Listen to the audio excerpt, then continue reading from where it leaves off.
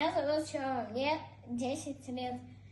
Я хочу задать вопрос, сколько стучит сердце у человека за 1 год? Сердце человека – это удивительный орган. Сердце бьется примерно 60-70 ударов в минуту и за год успевает сделать от 31 до 36 миллионов ударов. Это очень много. Сердце разных животных бьется с разной скоростью. И вот, например, у слонов частота сердцебиения примерно 25 ударов в минуту, а у мышек 500. Гармония.